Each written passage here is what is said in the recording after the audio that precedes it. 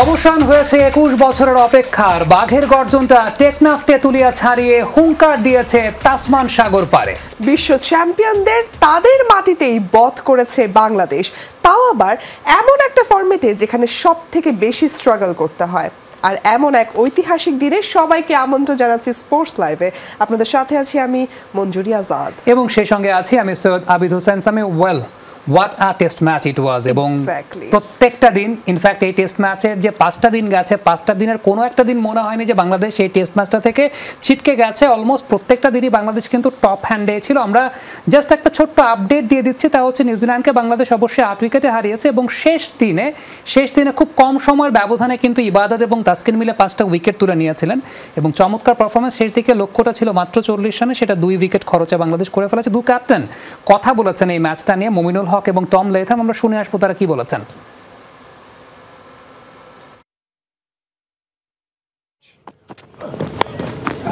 There it is. Finds the gap. And Bangladesh have finally conquered the World Test champions.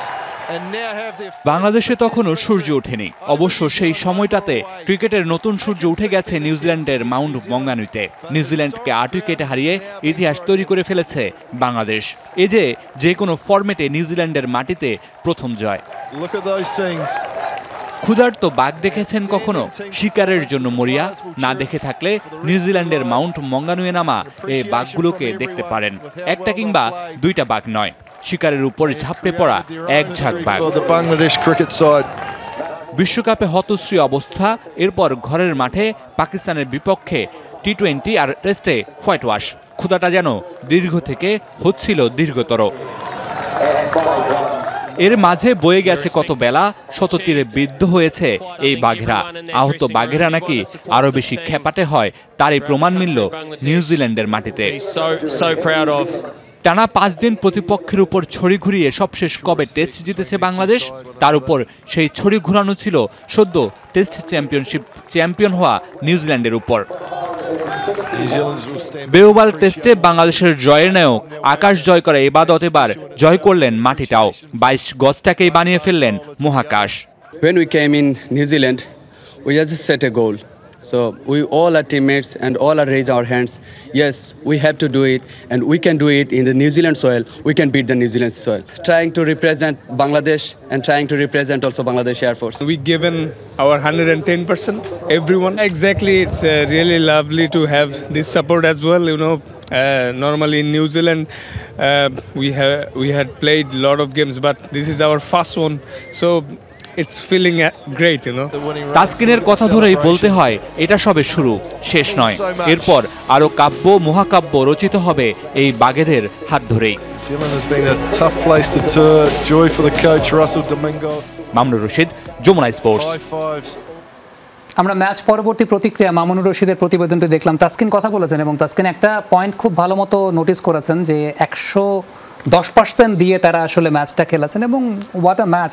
একদম full credit goes to team Tigers. প্রথম দিকে কিন্তু এটাই বলেছিল যে 110% দিয়ে যদি খেলতে পারে তাহলে হয়তো বা জয় নিশ্চিত। সো ওই জয়টা নিয়েই কথা বলেছেন 2 অধিনায়ক, বাংলাদেশ অধিনায়ক এবং নিউজিল্যান্ড অধিনায়ক। আমরা দেখে আসবো। এটা দলীয় জয়। এই জয়ের জন্য সবাই উদ্গ্রীব হয়েছিল। সব ডিপার্টমেন্ট থেকে আমরা সাপোর্ট পেয়েছি। আমাদের বোলারদের কারণে জয়টা পেয়েছি। আমরা জানতাম নিউজিল্যান্ডে যখন সূর্য ওঠে তখন উইকেট থেকে স্পিনের সুবিধা পাওয়া যায়। আমরা সেটি কাজে লাগানোর চেষ্টা করেছি। ইবাদত ছিল অবিশ্বাস্য, অনবদ্য। আমাদের জন্য এটি খুবই গুরুত্বপূর্ণ, টেস্টে নিজেদের অন্য উচ্চতায় নিয়ে যাওয়া। আজ আমি এটা ভুলে যেতে চাই, দ্বিতীয় টেস্ট নিয়ে মনোযোগী হতে চাই। বাংলাদেশ দেখিয়েছে কিভাবে উইকেটের সাথে মানিয়ে নিতে হয়।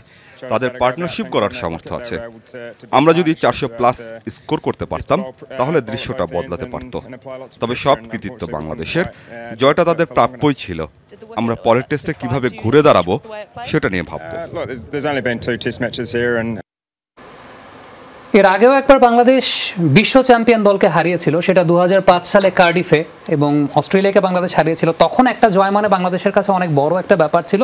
টেস্ট ম্যাচ ক্রিকেটে একটা জয়, বিশেষ করে বিদেশের মাটিতে, সেটাও বাংলাদেশের জন্য একটা অনেক বড় বিষয়।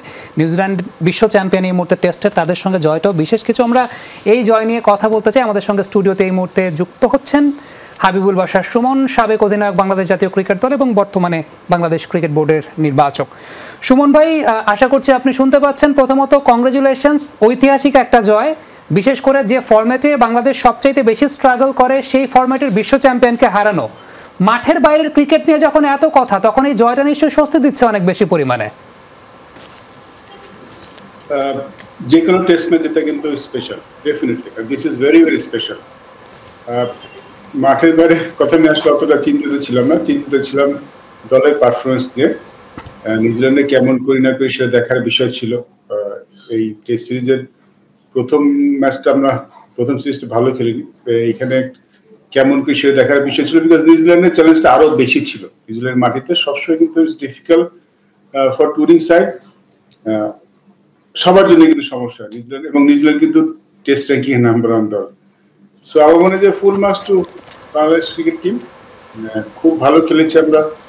আমি শিওর যে সবাই এগ্রি করবেন যে পুরো টেস্ট ম্যাচটা আমরা ডমিনেট করেছি সব ডিপার্টমেন্টে। So very happy. I mean যে কোনো জয় কিন্তু ইম্পর্টেন্ট বাংলাদেশের জন্য, সেটা ওডিআই হোক, টি20 হোক, বাট টেস্ট ম্যাচ যে তার মূল্যটা মহত্বটা একটু ভিন্ন হয়। এটা একটা অন্য ধরনের তৃপ্তি দেয় আমাদের সবাইকে। সুমন ভাই, অন আ পার্সোনাল নোট যদি জিজ্ঞেস করি, এর আগে যখন বাংলাদেশ বিশ্ব চ্যাম্পিয়নকে হারিয়েছিল তখন আপনি সেই দলটির ক্যাপ্টেন ছিলেন, এবার টেস্টের বিশ্ব চ্যাম্পিয়নকে বাংলাদেশ হারিয়েছে, আপনি এখন এই দলটার নির্বাচক। আপনার কাছে অবশ্যই দুটো জয়েরই মহত্ব অনেক বেশি, but on a personal note আপনার কাছে কোনটার মহত্ব বেশি মনে হচ্ছে এই মুহূর্তে? দেখুন, আমরা যখন কার্ডিফে অস্ট্রেলিয়া জিতেছিলাম তখন প্রেক্ষাপটটা সম্পূর্ণ ভিন্ন ছিল।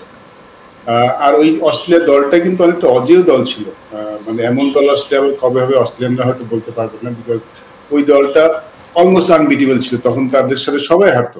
তো ওই দলকে কার্ডিফের মাটিতে হারানো একটা অবশ্যই বিশেষ ব্যাপার ছিল। সেটা ছিল বাংলাদেশের জন্য একটা আগমনী বার্তা বলতে পারে, যে বাংলাদেশ ক্রিকেটে মানে ইন্টারন্যাশনাল ক্রিকেটে তাদের একটা সিগনেচার রেখেছিল ওই ম্যাচটাতে। সেটা সম্পূর্ণ ভিন্ন, সেটার সাথে আমি কোনো কিছু মেলাবো না। But test match is a different ball game. আপনি ওয়ানডেতে কিন্তু একটা ভালো দিন যদি আপনার যায়, সবকিছু ঠিকঠাক মতো হলে কিন্তু আপনি জিততে পারবেন, কিন্তু টেস্ট ম্যাচে জেতাটা আসলে অন্য কিছু। এখানে সবকিছু ঠিক করতে হয়। দুটো ইনিংস যদি এরকম হয় যে 5 দিন খেলা হয়, তাহলে আপনাকে বোলিংয়ে ভালো করতে হবে, ব্যাটিংয়ে ভালো করতে হবে, কারণ অপোনেন্ট কিন্তু ফেরার সুযোগটা থাকে। তো টেস্ট ম্যাচ জেতাটা ডেফিনেটলি সামথিং স্পেশাল।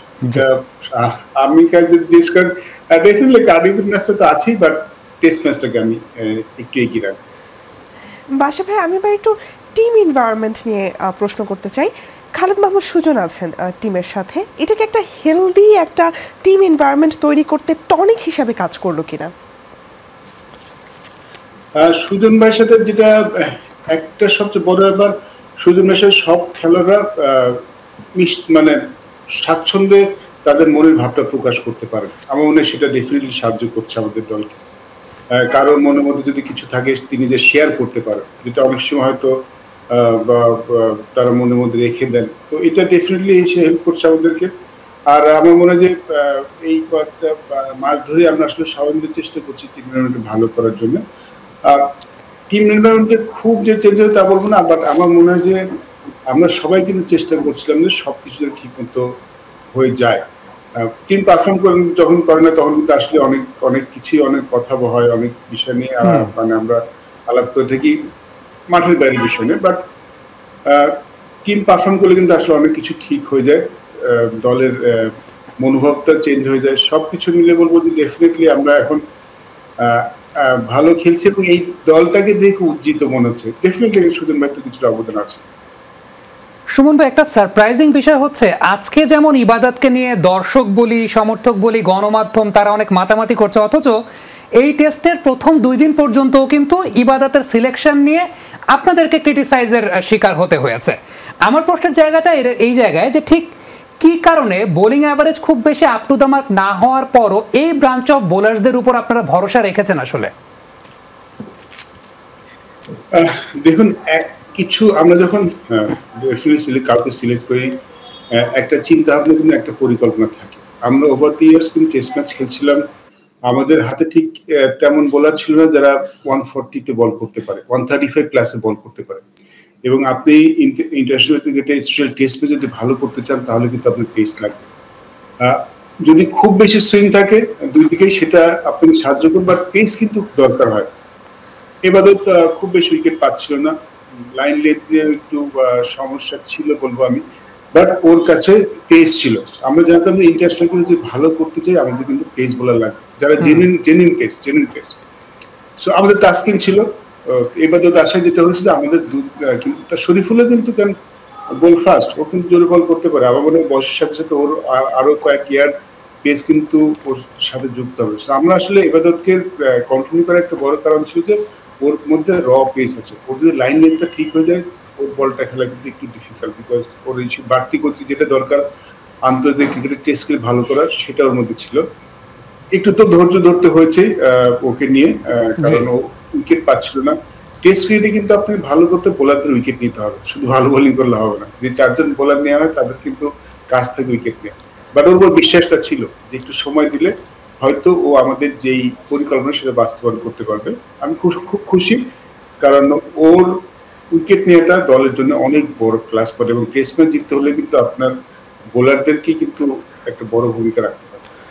সুমন ভাই, কোচিং স্টাফ নিয়ে আপনারা কতটুকু সন্তুষ্ট? আমি যদি স্পেশালি পেস ইউনিটের কথাটা একটু জিজ্ঞেস করে আমি আপনাকে একটা স্ট্যাটিস্টিক্স দেই। বাংলাদেশ তৃতীয় ইনিংসে বাংলাদেশের পেসাররা প্রায় 23% বল এমন করেছে যেগুলো টপ অফ দ্য স্টাম্পে হিট করতো, যেটা গত 10 বছরে নিউজিল্যান্ডের মাটিতে কোনো পেস বোলার করতে পারেনি।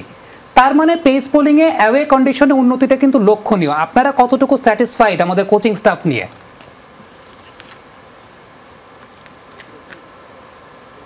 বাংলাদেশে যখনই যে কোচ আসছে সবাই কিন্তু কোয়ালিফাইড করছে, নো ডাউট। যখন কাউকে সিলেকশন করায় তাকে কিন্তু চিন্তা ভাবনা করে অনেক যাচাই বাছাই করে নেওয়া হয়।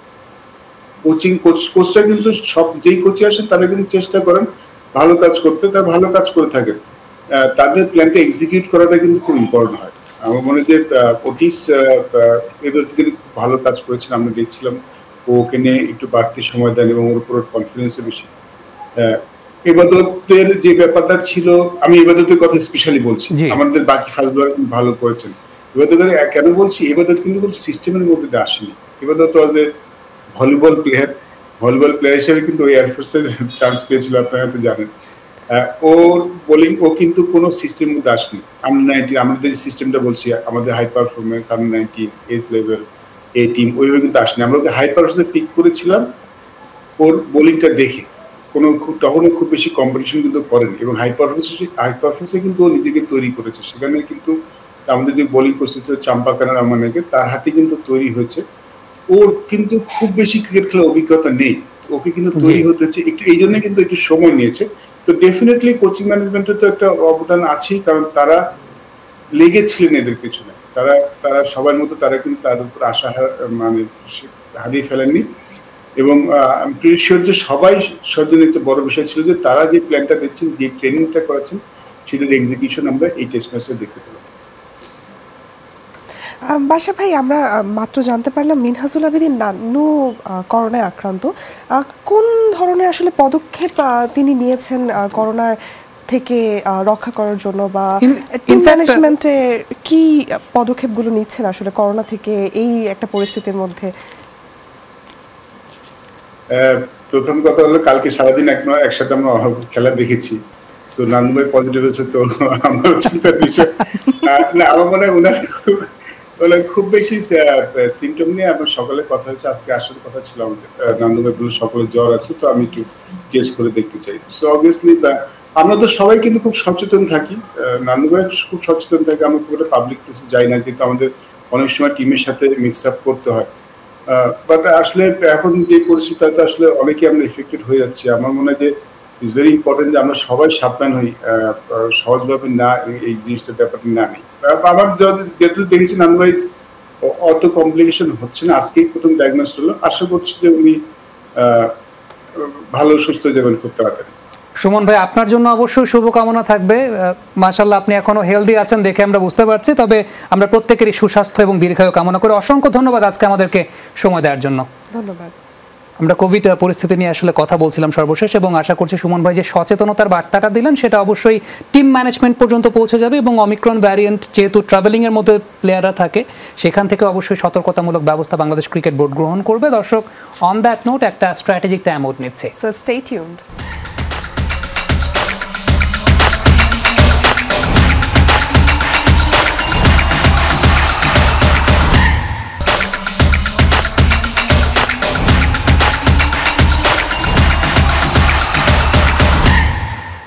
Welcome back once again to Sports Live.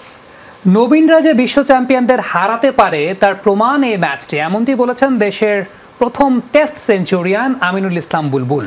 আর দেশের প্রথম টেস্ট দলের কোচ সারওয়ার ইমরান মনে করেন ভালো শুরুর পর এখন গোটা বছরটা দারুণ হতে পারে টাইগারদের জন্য, কিন্তু সেজন্য দরকার সঠিক পরিকল্পনা, সঠিক বাস্তবায়ন। 2000 সালে প্রথম টেস্টেই সেঞ্চুরি করে বাজিমাত করেছিলেন আমিনুল ইসলাম বুলবুল। তবে এরপর সাদা পোশাকে টাইগারদের জ্বলে ওঠাটা হয়ে যায় খুবই ক্ষীণ। এবার নিউজিল্যান্ডে কিউইদের বিপক্ষে দাপুটে জয়টা অনেক বড় পাওয়া বলে মনে করেন সেই বুলবুল। কোচিং ক্যারিয়ারের সাথে যুক্ত হয়েছেন অনেক আগেই। দুই অভিজ্ঞতা থেকে বুলবুল মনে করেন ক্রিকেট কখনোই এক বা দুই ক্রিকেটারের উপর নির্ভর করে খেলা যায় না। তার প্রমাণ আরও একবার দিল বাংলাদেশের তরুণ ক্রিকেটাররা। আমরা কিন্তু এর আগেও বহু ম্যাচ আমাদের অনেকে জিতিয়েছে। অবশ্যই আমাদের বেস্ট বলে কিছু নাই, ওই মুহূর্তে যে পারফর্ম করে সেটাই হচ্ছে দলের জন্য অপরিহার্য। সো ওই তত্ত্বে আমি বিশ্বাস করি না। আমাদের যখন যা দরকার সেই মুহূর্তে সেই কাজটা করতে পারলেই হলো। বাংলাদেশের প্রথম সাদা পোশাক দলের মাস্টার মাইন্ডের দায়িত্বে ছিলেন সারওয়ার ইমরান। কঠিন কন্ডিশনে প্রতিপক্ষকে ঘুরিয়ে দেওয়ার ম্যাচে দুটি টার্নিং পয়েন্ট কাজ করেছে বলে মনে করেন তিনি। এবারে যদি 2 ওভারে 3টা উইকেট না নিত, ওরা কলাপস করতো না, হয়তো টার্গেট অনেক বড় থাকতো, ম্যাচ ড্র হতো। কিন্তু এবারে তো এটাই টার্নিং পয়েন্ট মেইনলি, আর ফার্স্ট ইনিংস লিডটাও বিরাট টার্নিং পয়েন্ট। চলতি বছর অনেক ব্যস্ত সূচি বাংলাদেশের সামনে, তবে বছরের শুরুতে শক্ত প্রতিপক্ষের বিপক্ষে এমন জয়টা কিছুটা আশাবাদী করলেও অভিজ্ঞদের পরামর্শ বেশি আত্মবিশ্বাসী না হবার। এইভাবে খেললে আমরা জয় আনতে পারবো, সেই পরিপক্কতাটা আমাদের সামনের যে সিরিজেরগুলো যে বহু ম্যাচ আছে সেগুলোতে আমরা কাজে লাগাতে পারবো। তবে একটা জিনিস যে এখানে ধারাবাহিকতাটা খুব জরুরি একটা ব্যাপার হয়ে যাবে। এখনকার কোয়ারেন্টাইন টাইমে আসলে এটা খুবই টাফ ব্যাপার প্লেয়ারদের জন্য। প্লেয়াররা কোয়ারেন্টাইনে থাকবে, ম্যাচ খেলবে, বাসায় যেতে পারবে না, রেস্ট নাই। তো আমার মনে হয় প্রফেশনাল প্লেয়ারদের ওইভাবে তৈরি হতে হবে মেন্টালি, ফিজিক্যালি, যাতে তারা এইসব ইয়েগুলা দূর করতে পারে। একই সাথে দলের সেরা ক্রিকেটারকে সেটা মাথায় না রেখে নিজেদের স্বাভাবিক খেলা খেললে টাইগারদের দিয়ে সব ফরম্যাটেই সাফল্য আনা সম্ভব বলে মনে করেন সাবেক ক্রিকেটার আমিনুল ইসলাম বুলবুল আর কোচ সারওয়ার ইমরান। অলোক হাসান, যমুনা স্পোর্টস, ঢাকা। ধুমধারাক্কা একটা জয় আসলে বাংলাদেশের, তাই না? ঐতিহাসিক একটা জয়, এবং এই জয়টা অবশ্যই বিনোদিত, আনন্দিত, আশান্বিত করেছে বাংলাদেশের সমর্থকদেরকে। এবং বাংলাদেশের সমর্থকদের মধ্যে যিনি সবচেয়ে আইকনিক সমর্থক, জুনায়েদ পাইকার, সভাপতি বিসিএসএ, বাংলাদেশ ক্রিকেট সাপোর্টার্স অ্যাসোসিয়েশন, তার সঙ্গে এই মুহূর্তে আমরা যুক্ত হতে যাচ্ছি। জুনায়েদ পাইকার, আশা করছি শুনতে পাচ্ছেন আমাদেরকে। জুনায়েদ ভাই, আমি প্রথমেই জিজ্ঞেস করব যে এই যে আপনারা সবসময় তো দেশের সাথে থাকেন, ভালো খেলুক খারাপ খেলুক, সমালোচনা হোক যেভাবেই হোক, সো এতদিন ধরে এত সমালোচনা, আলোচনা, এত খারাপ খেললো, মাঠের পারফরমেন্স, সব কিছু মিলায় এখন যখন এরকম ঐতিহাসিক জয় দিয়ে আপনি এটার ফিডব্যাক পাচ্ছেন বা ঐতিহাসিক জয় যখন তারা উপহার দিচ্ছে, আপনার কেমন লাগছে? প্রথমে আলহামদুলিল্লাহ যে এরকম একটা জয় আমরা বছরের শুরুতে পেলাম, তাও আবার টেস্ট চ্যাম্পিয়ন দলের সাথে এবং নিউজিল্যান্ডে। তার আগে একটু পটভূমি তখন কঠিন ছিল আমাদের ওয়ার্ল্ড কাপটা খুব ভালো যায়নি, তারপর পাকিস্তানের সিরিজটা আমরা ভালো করতে পারিনি, টেস্টে তো আমরা মোটামুটি ভালো করতে পারছি না বেশ অনেক বছর। তো সব দিক মিলিয়ে একটা কোণঠাসা অবস্থা, এর মধ্যে মাঠের বাইরেও আরো বেশি খারাপ অবস্থা ছিল, প্রচুর কথা এই নিয়ে, টিম নিয়ে, ম্যানেজমেন্ট নিয়ে। আলহামদুলিল্লাহ এই চমৎকার একটা ম্যাচ, এই জয়টা আমাদেরকে একটা মনে করে যে একটা মানে কি বলবো, একটা প্রচন্ড গরম একটা সময় পর একটা প্রশান্তির একটা বৃষ্টির মতো। আলহামদুলিল্লাহ। জুনায়েদ ভাই, আপনাকে অসংখ্য ধন্যবাদ আমাদের সঙ্গে আসলে যুক্ত হওয়ার জন্য। আমাদের সময়টা স্বল্প ছিল, কিন্তু আপনাকে যুক্ত করার উদ্দেশ্যটা হচ্ছে বাংলাদেশের ক্রিকেট সমর্থকদের অভিভাবক আসলে আপনি। সবাই যেটা ফর্মালিটির মধ্যে বন্দী হয়ে যারা সংগঠন করেছে ক্রিকেট সমর্থকদের, তাদের অভিভাবক আপনি, যে কারণে আপনাকে যুক্ত করার অসংখ্য ধন্যবাদ। বাংলাদেশের অনেক ঐতিহাসিক জয়ের সাক্ষীও কিন্তু এই জুনায়েদ পাইকার। এবং আজকে আমাদের সঙ্গে যুক্ত ছিলেন। দর্শক, এই ছিল আমাদের আজকের স্পোর্টস লাইভে। আল্লাহ হাফেজ।